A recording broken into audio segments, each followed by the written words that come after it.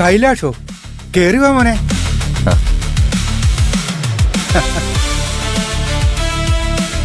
ഓ, അപ്പൊ ഇയാളാണ് എന്റെയും പ്രിയഞ്ചേട്ടന്റെയും കല്യാണ നിശ്ചയം മുടക്കിയത്. എന്തൊക്കെയുണ്ട് മോനെ വിശേഷം? കൈലാഷോ, ഇരിക്കും മോനെ.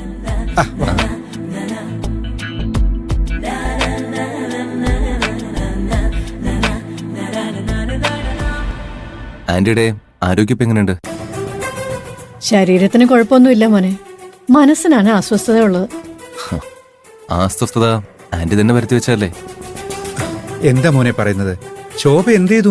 3 മാസത്തിനുള്ളില് പ്രിയനെ കല്യാണം കഴിക്കണമെന്ന് പറഞ്ഞ് പാർവതിയെ നിർബന്ധിച്ചു. ചേച്ചിയുടെ കല്യാണം അടുത്തതുകൊണ്ട് അവൾക്കത് ബുദ്ധിമുട്ടാണെന്ന് പറഞ്ഞു.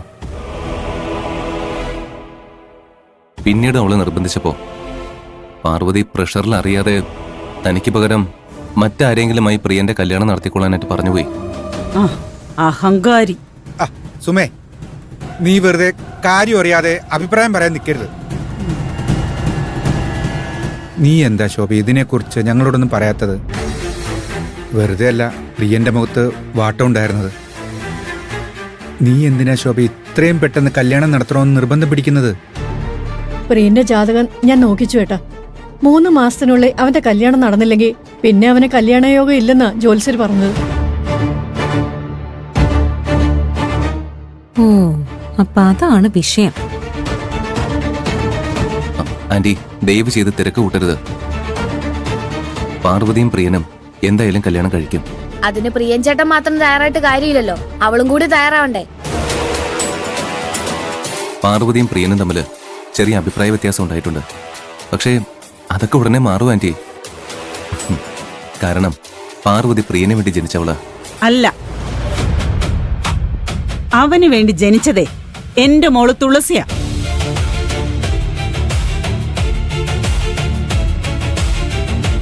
താനാണ് ആവശ്യമില്ലാത്ത ഓരോന്നും പറഞ്ഞ് ഇവരുടെ ബന്ധം തകർത്തത്.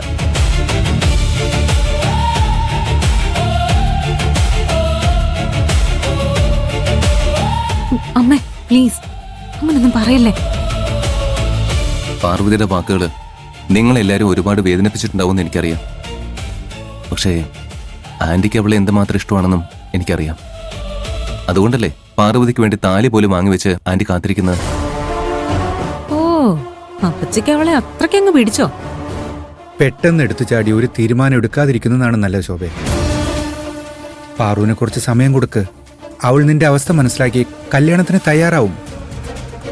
അങ്ങനെ വിശ്വസിച്ചിരിക്കാൻ എനിക്ക് ബുദ്ധിമുട്ടുണ്ട്. എന്റെ മകന്റെ സന്തോഷമാ എനിക്ക് വലുത്. പാർവതിയെ കല്യാണം കഴിച്ചില്ലെങ്കിൽ പ്രിയന് സന്തോഷമായിട്ട് കഴിയാൻ പറ്റുമെന്ന് ആന്റിക്ക് തോന്നുന്നുണ്ടോ? നിങ്ങളുടെ കുടുംബകാര്യങ്ങളിൽ ഇടപെടാൻ ഞാൻ ആരുമല്ല. എന്റെ ഒരു അഭിപ്രായം പറഞ്ഞേ ഉള്ളൂ. ബാക്കിയെല്ലാം നിങ്ങളുടെ ഇഷ്ടം പോലെ. ഞാൻ ഇറങ്ങാൻ ആന്റി.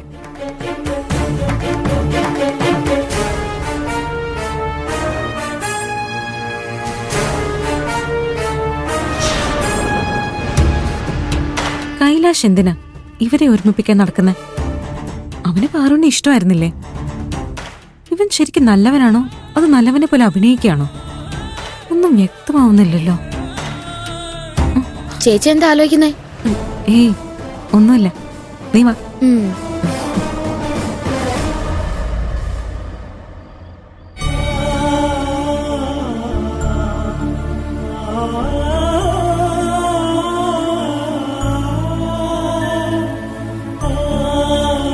പ്രിയൻ ചേട്ടാ,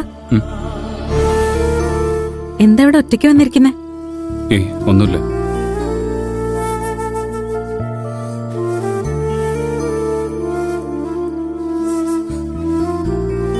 പ്രിയൻ ചേട്ടന്റെ അവസ്ഥ എനിക്ക് മനസ്സിലാവും.